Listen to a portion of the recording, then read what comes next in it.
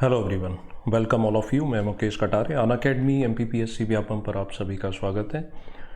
यहाँ पर आज हमारा जो टॉपिक है आज की क्लास का वो है कि मुख्य परीक्षा का जो पेपर 1 है इसका पार्ट बी ज्योग्राफी।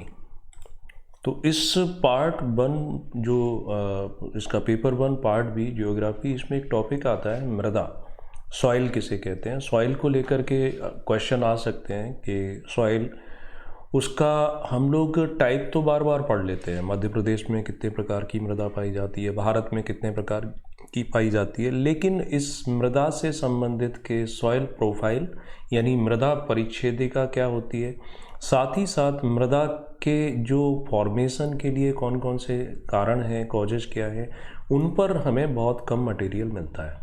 राइट, तो आज की ये क्लास इसी पर फोकस है। ठीक है, सबसे पहले हम यहाँ पर देखते हैं मृदा यानी कि सॉइल ये क्या होती है। प्रकृति ने मनुष्य को अनेक सारी चीज़ें दी हुई हैं गिफ्ट के रूप में, वरदान के रूप में। इसमें सबसे महत्वपूर्ण मृदा है, क्योंकि मानव सभ्यता, इस मानव सभ्यता का जो आधार है वो क्या है, एग्रीकल्चर, कृषि। और इस कृषि को तभी किया जा सकता है जब हमारे पास मृदा होगी। इसलिए मृदा महत्वपूर्ण हो जाती है कृषि के रूप में, और इसी कृषि से बढ़ते बढ़ते फिर हम इंडस्ट्रियलाइजेशन की ओर डाइवर्ट होते हैं।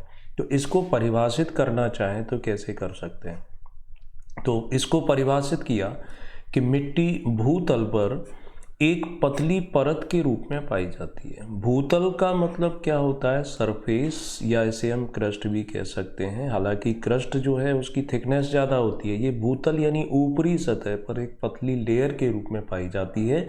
इसका निर्माण चट्टानों के टूटने से, जो खनिज कण होते हैं यानी चट्टानें जिन पदार्थों से मिलकर बनती है उनसे, पेड़ पौधों से, जीव जंतुओं के, इन सब का मिला जुला जो कंपोजिशन है वो मृदा के रूप में सामने आता है।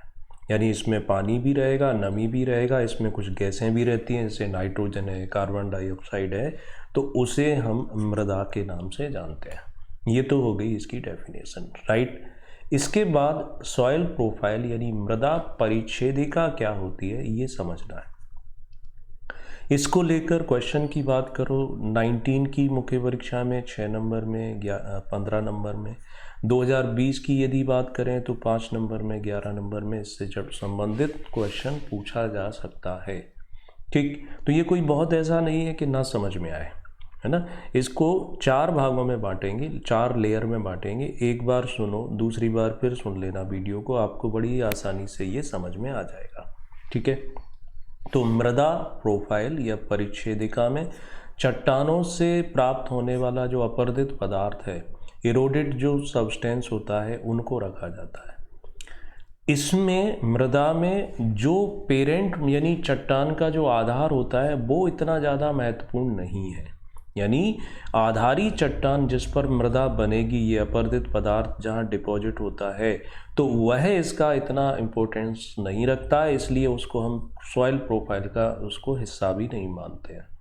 तो इसमें जो अलग अलग लेयर बने, इस डायग्राम में आप देखोगे यहाँ पर अलग एक का लेयर यानी ए, फिर be layer, C layer, D layer ऐसे दिखाया गया है। यहाँ ऊपर देखोगे पेड़ पौधे हैं, ह्यूमस की मात्रा मिल जाती है ना। तो इसको हमें समझना है, अगले डायग्राम में मैं फिर बता दूंगा। सबसे पहले हम ए लेयर को ले लेते हैं, का संस्तर, या इसे ए हॉरिजन भी कहते हैं। ये मिट्टी की सबसे ऊपरी स्तर है, इसमें जैविक पदार्थ यानी ह्यूमस पाया जाता है। इसे हम टॉप सॉइल भी कहते हैं, यानी ऊपरी परत, इसको हम टॉप सॉइल के नाम से जानते हैं। तो इसमें ह्यूमस, टॉप सॉइल के अपर पार्ट में ह्यूमस और निचले भाग में जैव तत्व प्रमुख रूप से मिलते हैं। ठीक है, तो ये 2 महत्वपूर्ण हो जाते हैं। फिर इसमें पानी के द्वारा ऊपरी भाग में ह्यूमस और जैव पदार्थ जो है उनका अपव्यय भी किया जाता है, तो उसको भी रख सकते हैं इस डायग्राम में, और हम अच्छे से इसको देख के समझ सकते हैं। राइट, कि यहाँ आप देखोगे, मैं इसको थोड़ा सा जूम आउट कर दूं,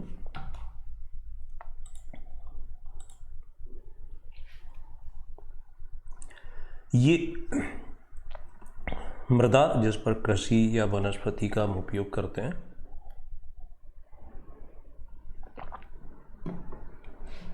तो इसमें ऊपर वाली परत में ह्यूमस जैविक पदार्थ थे, और जिसकी हम चर्चा कर रहे हैं वो ये वाली परत है, इसे टॉप सॉइल के नाम से जानते हैं। टॉप सॉइल के नीचे फिर ये सब सॉइल आएगी, और ये बीच में यहाँ ट्रांजिशन फेज रहता है, संक्रमण रहता है, तो उसके बारे में हमें समझना है। ठीक है, तो अब बी सॉइल पर आ जाते हैं।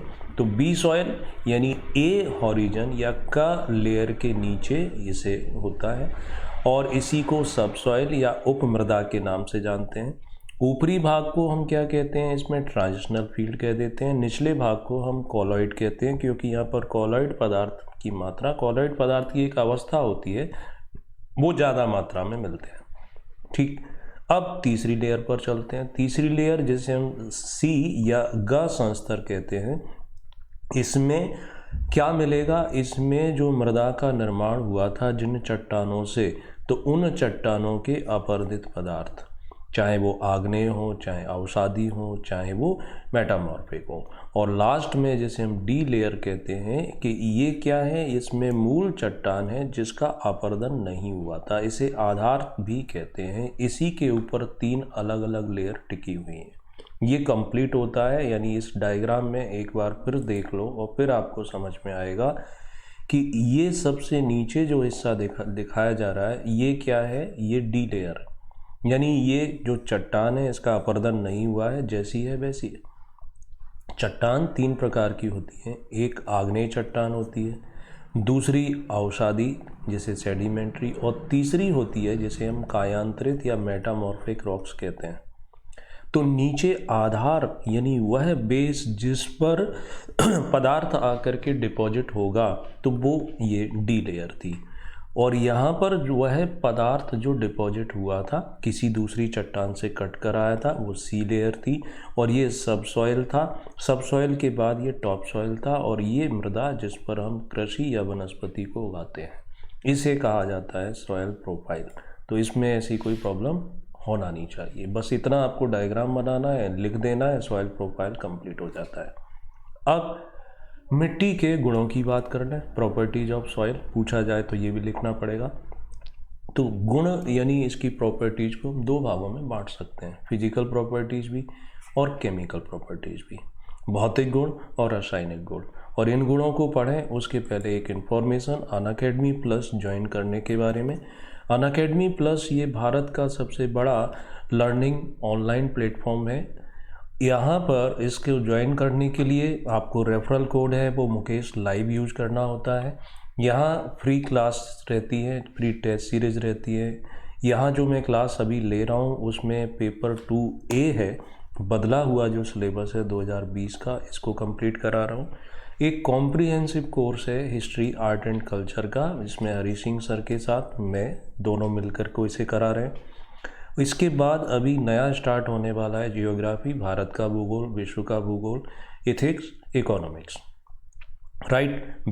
यहाँ अनअकैडमी प्लस ज्वाइन करने से बेनिफिट क्या होता है, तो स्टडी फ्रॉम होम, घर से पढ़ाई कर सकते हैं आप, अपने अकॉर्डिंग पढ़ाई कर सकते हैं। जो भी क्लास होती है लाइव होती है, अगर छूट जाती है तो उसका रिकॉर्ड सेशन आप सुन सकते हैं।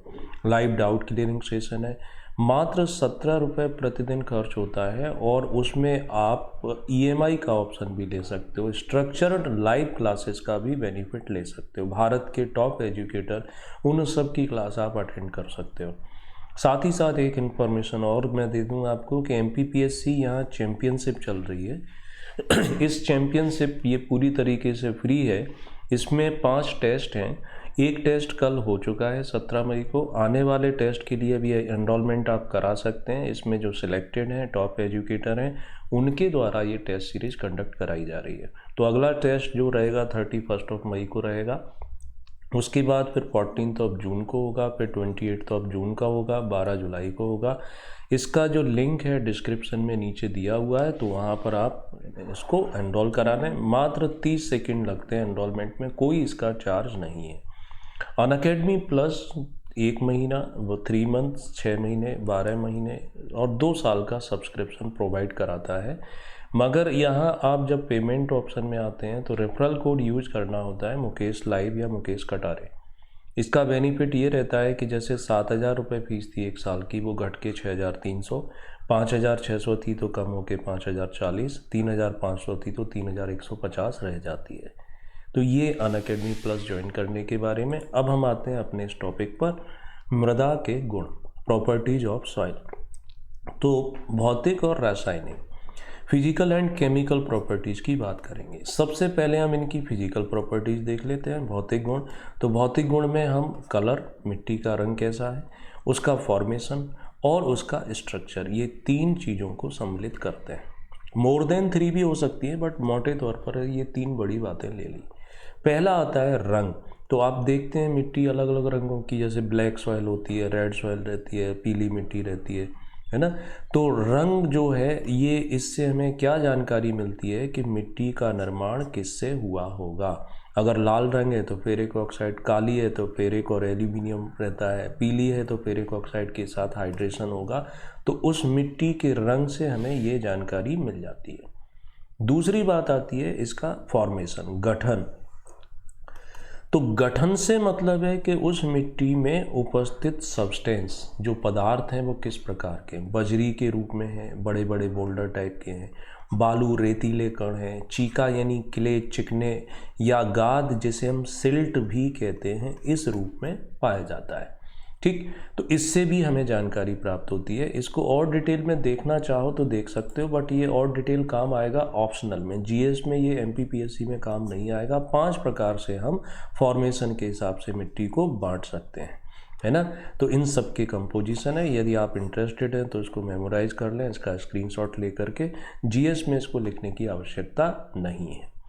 बस इतना सा समझ लो। गठन के आधार पर हम ये बता सकते हैं कि यदि मृदा में रंध्र मतलब पोर्स, इनका आकार उस पर निर्भर करता है उस मिट्टी की वाटर होल्डिंग कैपेसिटी, जल ग्रहण क्षमता जो है उस मिट्टी में पाए जाने वाले पोर्स पर। यदि पोर्स बड़े हैं, है ना, बड़े पोर्स हैं, इसका मतलब क्या हुआ कि उसमें पानी तेज़ी से रिसेगा। और ऐसा कहाँ हो सकता है, बालू मिट्टी में, बलुई मिट्टी। अगर पोर्स बहुत छोटे हैं, जैसा कि किस में होता है, क्ले में, चीका मिट्टी जिसे कहते हैं, तो उसमें पानी बहुत धीमे धीमे जाएगा। ठीक है। अब इससे क्या फ़ायदा, इससे हमें जानकारी मिलती है कि पौधों के लिए कौन सी मिट्टी अच्छी रहेगी, है ना। तो कौन सी मिट्टी में आसानी से खेतों में हल चलाया जा सकता है, जुताई की जा सकती है। तो बलुई मिट्टी आसानी से इसमें हल चलाया जा सकता है। काली मिट्टी में हल चलाने में परेशानी आती है, बड़े बड़े मिट्टी के टुकड़े वहाँ पर, चूँकि सूखने पर इसमें दरारें पड़ जाती हैं। तो ये इसके फॉर्मेशन के आधार पर मिलने वाली इंफॉर्मेशन। तीसरा पॉइंट है फिजिकल प्रॉपर्टीज में मिट्टी की संरचना, स्ट्रक्चर के बारे में। तो स्ट्रक्चर का मतलब ये होता है कि जो मृदा है उसको जब हम जुताई करते हैं तो उसमें किस प्रकार की मिट्टी की संरचना मिलती है, दानेदार मिलेगी या भुरभुरी मिलती है या चपटी प्लास्टिक के रूप में मिलती है या कॉलम के रूप में मिलती है। तो इस पर निर्भर करता है मिट्टी के स्ट्रक्चर। ये जो प्रॉपर्टीज़ थी ये कौन सी थी, ये थी इसकी फिजिकल प्रॉपर्टीज मृदा की। अब आते हैं मृदा की रासायनिक प्रॉपर्टीज पर, केमिकल गुणों के बारे में बात करते हैं। तो रासायनिक गुण इसमें 2 भागों में बांट सकते हैं। एक ऐसी मिट्टी जो एसिडिक होती है, अम्लीय। दूसरी वह मिट्टी जो कैसी होती है, बेसिक यानी क्षारीय। अम्लीय मिट्टी है तो उसमें चूने की मात्रा कैसी होगी, कम होगी, तो उसमें जो प्रॉपर्टीज आएंगे वो अम्लीय मिट्टी के आ जाएंगे। और बेसिक क्षारीय मिट्टी है तो इसका मतलब है उसमें चूने की मात्रा कैसी होती है, ज़्यादा हो जाती है, तो वो कैसी हो जाएगी, क्षारीय हो जाएगी। ठीक है।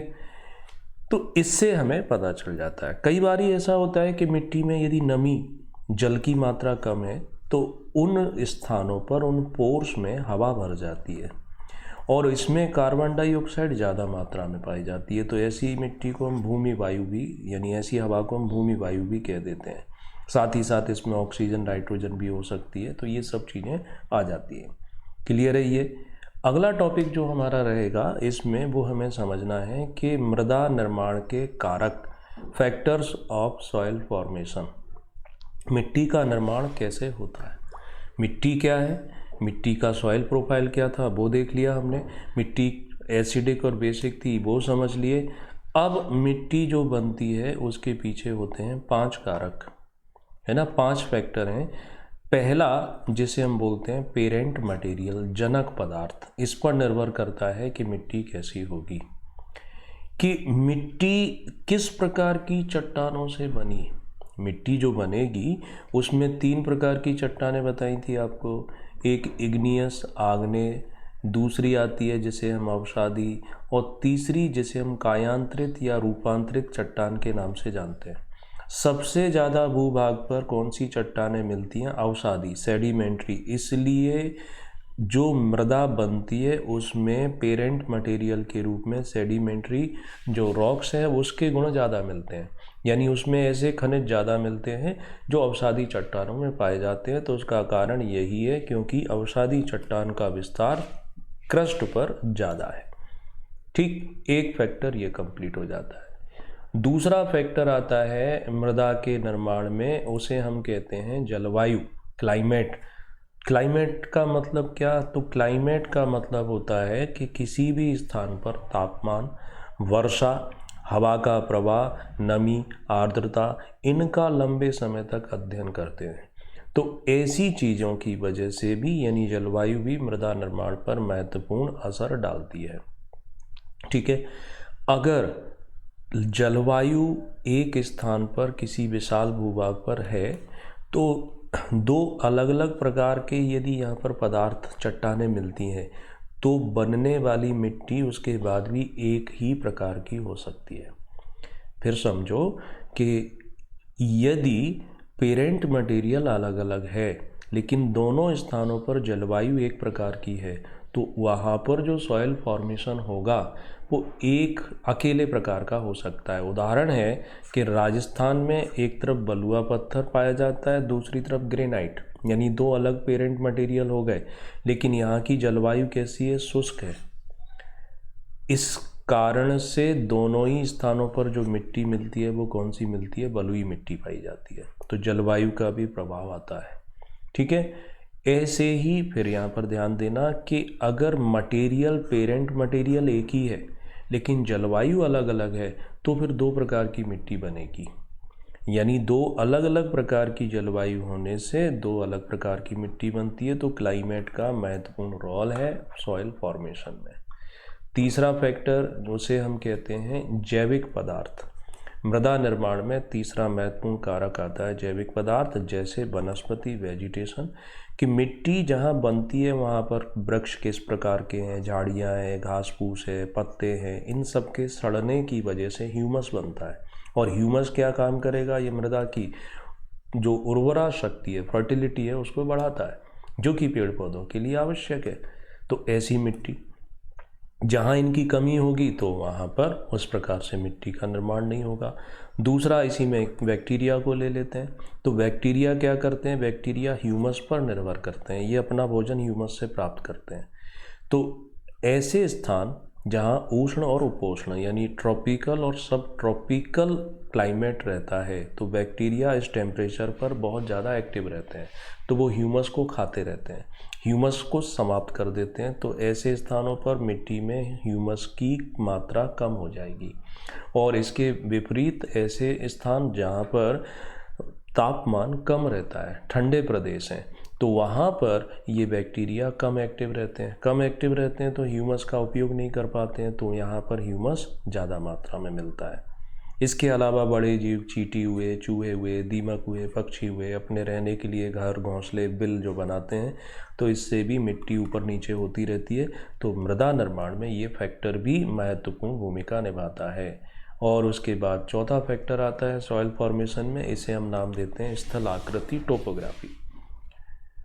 फिर समझ लो इसके आगे पहले कि अनअकैडमी प्लस ज्वाइन कर लो, वहाँ पर फ्री क्लासेस रहती हैं। Referral code Mukesh live use करना है। फ्री क्लास के लिए आपको कोई पेमेंट नहीं करनी होती है। स्थल आकृति का मतलब होता है कि मृदा का निर्माण किस भाग पर हो रहा है। अगर कोई पहाड़ी इलाका है तो पहाड़ है, इसका मतलब ढाल कैसा है? तेज, तो यहाँ मिट्टी नहीं बनेगी क्योंकि यहाँ से अपर्दन होता रहेगा, सॉइल फॉर्मेशन नहीं होगा। लेकिन यदि मैदानी इलाका है जहाँ पर वो अपर्दित हुआ पदार्थ जमा हो जाएगा, डिपॉजिट हो जाएगा, तो यहाँ पर जो मिट्टी है उसकी परत मोटी हो जाती है। घाटियाँ हैं, वहाँ पर डिपोजिशन हो जाता है।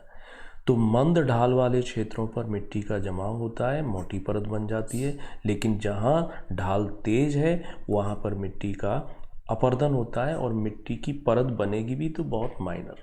इसी प्रकार से लीचिंग हो जाता है तो वहाँ पर मिट्टी बनेगी अलग प्रकार की होगी।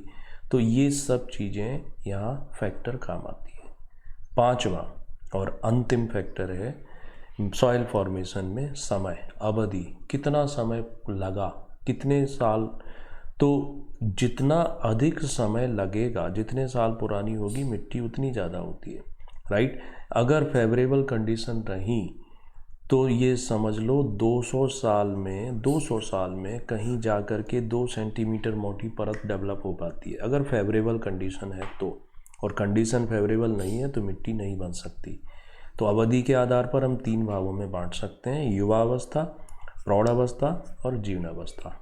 युवावस्था वह अवस्था होती है जब मिट्टी बनना शुरू हुई, यानी अपरदित पदार्थ अपनी चट्टानों से टूट करके आया है, इसलिए इसमें पेरेंट मटेरियल की मात्रा ज़्यादा होती है। तो ये नदियों के द्वारा, हवा के द्वारा। प्रौढ़ अवस्था, इसमें समय हो गया है, यानी पेरेंट जो पदार्थ हैं अब उनका अस्तित्व धीरे धीरे समाप्त हो चुका है ना। यहाँ पर ह्यूमस और इन सब का डेवलपमेंट हो चुका है। और तीसरा आता है जीर्णावस्था। तो ये मिट्टी के बारे में आज के लेक्चर में इतना।